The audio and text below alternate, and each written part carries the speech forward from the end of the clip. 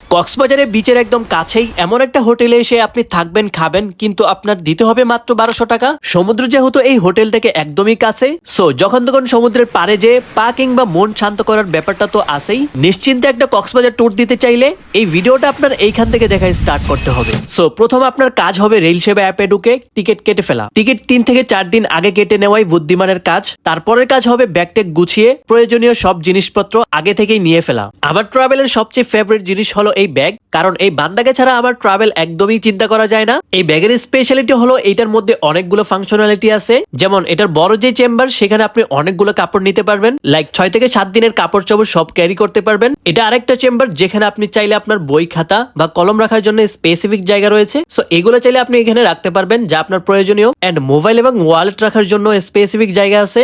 And পেছনে আরেকটা chamber আছে যেখানে আপনি চাইলে আপনার ল্যাপটপ ক্যারি করতে পারবেন। আর ভাই এই ব্যাগটার ম্যাটেরিয়ালটা খুবই জোস এবং চেইনের স্মুথনেস একদমই perfect. So not only travel, চাইলে আপনি ডেইলি লাইফে ইউজ করতে পারবেন। সো এই ব্যাগটা আপনার করে নিতে হলে যেতে হবে ওনাদের পেজে, এন্ড বাকিটা কি করতে হবে সেটা আই গেস বলা লাগবে না। ওকে, যাই হোক, যদি সবকিছু ঠিকঠাক থাকে তাহলে 6 থেকে 7 ঘন্টার ট্রেন জার্নি করার পর চলে আসবেন কক্সবাজার। কক্সবাজার স্টেশন নামার পর দেখতে পারবেন বাংলাদেশের সবচেয়ে সুন্দর নজরকাড়া স্টেশন। এখন একটা অটো ঠিক করে আপনার যেতে হবে হোটেল বিচ পার্কে, যেটার লোকেশন হচ্ছে কলাতলি এবং সুগন্ধা বিচের একদম মাঝখানে। আরো সহজ করে বলতে হলে এটা সি প্যারাডাইসের একদম উল্টো পাশে। হোটেলে এসে প্রথমেই চলে যায় রিসেপশনে, দেওয়া হয় ওয়েলকাম ড্রিঙ্কস, তারপর ফর্মালিটিস মেইনটেইন করে রুমের চাবি নিয়ে চলে যায় আমাদের রুমে। এইটা হলো আমাদের রুম, যেখানে 2 জন থাকার জন্য ছিল একটি বেড, এসি, আলমিরা, ড্রেসিং টেবিল, টিভি, ছোট একটি ফ্রিজ, সোফা এবং প্রয়োজনীয় অ্যামেনিটিস, এবং রুমের সাথেই ছিল বেলকনি। বাই দা ওয়ে, এটা একটা কানেক্টিং রুম যেখানে একসাথে 2টা রুম অ্যাটাচ করা, মাঝে একটা দরজা দেওয়া আছে।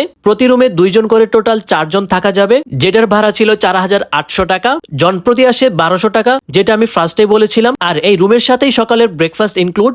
তবে এইখানে আরো রুম রয়েছে, যেমন কাপলদের জন্য মাত্র 2400 টাকা থেকে শুরু করে 3300 টাকা পর্যন্ত সিভিউ রুম পাবেন। তাছাড়াও এইখানে 6 জন থাকার জন্য রয়েছে এমন একটা রুম, মানে 6 জনের একটা ফ্রেন্ডস গ্রুপ আসলে এই রুমটা তাদের জন্য পারফেক্ট। এটার ভাড়া হচ্ছে মাত্র 8000 টাকা, যেখানে জন প্রতি আসে 1300 সামথিং। আর হ্যাঁ, এইখানে তাদের বড় একটা কনফারেন্স রুম রয়েছে, যেখানে চাইলে যে কোনো ধরনের প্রোগ্রাম কিংবা পার্টির অ্যারেঞ্জ করতে পারবেন।